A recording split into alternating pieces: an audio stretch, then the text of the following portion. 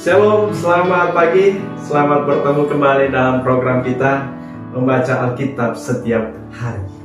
Pagi hari ini kita masuk dalam episode 23 April. Saya terus mengajak kita Bapak dan Ibu, mari kita terus membaca Alkitab, mari kita terus bertemu di dalam firman Tuhan. Mari kita jadikan Alkitab kita ini menjadi bacaan harian bagi kita, amin. Sebelum kita lanjut, saya undang kita mari berdoa bersama-sama. Bapak yang baik, terima kasih buat pagi hari ini. Kami bersyukur buat anugerah-Mu. Pagi hari ini kami mau mendengarkan renungan firman-Mu, urapi firman-Mu, urapi hamba, dan biarlah setiap perkataan yang keluar dari mulut hamba boleh memberkati setiap kami. Di dalam Yesus Kristus kami berdoa, haleluya, amin. Pagi hari ini tema bagi kita doa syukur Daud. Doa syukur Daud. Saya bacakan dari kitab 2 Samuel pasal yang ke-7 ayat 18 sampai ayat yang ke-19. Lalu masuklah Raja Daud ke dalam, kemudian duduklah ia di hadapan Tuhan sambil berkata, "Siapakah aku ini ya Tuhan Allah, dan siapakah keluargaku sehingga Engkau membawa aku sampai sedemikian ini? Dan hal ini masih kurang di mata-Mu ya Tuhan Allah. Sebab itu Engkau telah berfirman juga tentang keluarga hamba-Mu ini dalam masa yang masih jauh, dan telah memperlihatkan kepadaku serentetan manusia yang akan datang ya Tuhan Allah." Daud mengucap syukur kepada Tuhan bahwa Tuhan mengaruniakan keamanan kepada Daud. Tuhan mengaruniakan keamanan terhadap musuh-musuhnya. Tidak seorang pun yang tidak takluk kepada Daud. Tidak seorang raja pun yang tidak takluk di sekeliling kerajaannya. Bahkan semuanya memberikan upeti sebagai penghormatan kepada Raja Daud. Sehingga Raja Daud menjadi hidup berlimpah-limpah. Dan bacaan kita ini, kita melihat bahwa Daud telah menetap di rumahnya, yaitu di rumah yang mewah, yang terbuat dari kayu aras. Kayu aras ini adalah kayu pilihan, kayu yang biasanya dipakai untuk membuat kapal atau membuat patung pahatan. Ini kayu adalah kayu mahal. Tetapi rumah Daud terbuat dari kayu aras ini. Di dalam kemegahannya, di dalam kelimpahannya, Daud punya kerinduan untuk membangun bait Allah. Daud tinggal di rumah yang mewah, tetapi tabut Allah ada di bawah tenda. Sehingga ketika Daud mencurahkan isi hatinya, ketika Daud menyampaikan isi hatinya kepada Nabi Nathan, Nabi Nathan juga setuju. Nabi Nathan juga ini adalah sebuah perbuatan yang mulia. Sehingga Nabi Nathan mengatakan, "Silakan yang mulia, Tuhan menyertai yang mulia. Silakan kerjakan apa yang dikehendaki hatimu." Tetapi saudaraku, Tuhan tidak mengizinkan.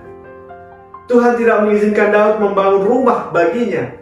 Tuhan tidak mengizinkan rumah yang mewah yang dibangun oleh Daud untuk tempat bait Allah itu, untuk tempat tabut Tuhan. Tetapi Tuhan mengatakan bahwa anakmu sendirilah yang akan membangun. Anak kandungmu sendirilah yang akan membangun rumah bagiku, kata Tuhan. Artinya apa? Daud melihat bahwa Tuhan bukan hanya memberkati hidupnya, tetapi juga anak-anaknya.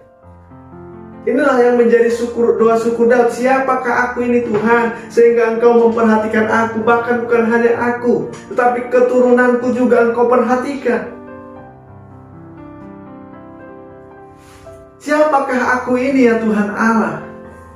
Inilah doa syukur Daud. Apa yang menjadi renungan kita pagi hari ini, saudara? Yaitu saudara, Daud menyadari bahwa apa yang dia miliki semuanya karena anugerah Tuhan. Kehormatan menjadi raja itu juga karena kehormatan dari Tuhan.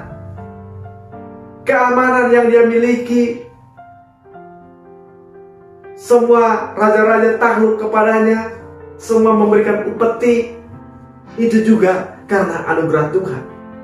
Daud menyadari tanpa pertolongan Tuhan dia bukan siapa-siapa. Inilah juga yang menjadi renungan kita, saudaraku.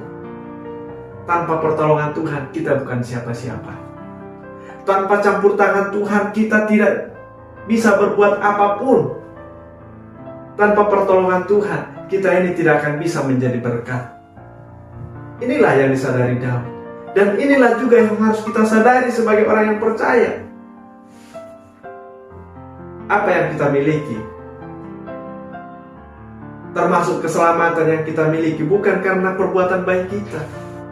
Kehormatan yang kita miliki, yang dianugerahkan Tuhan bagi kita, bukan karena kekuatan kita, semata-mata hanya karena Tuhan.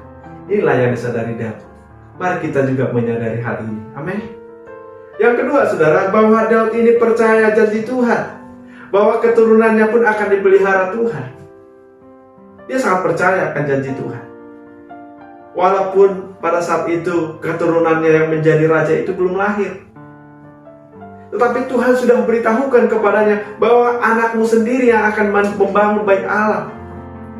Artinya apa? Anakmu sendiri nanti akan menjadi orang yang takut Tuhan, orang yang menjadi raja, menjadi orang yang dihormati.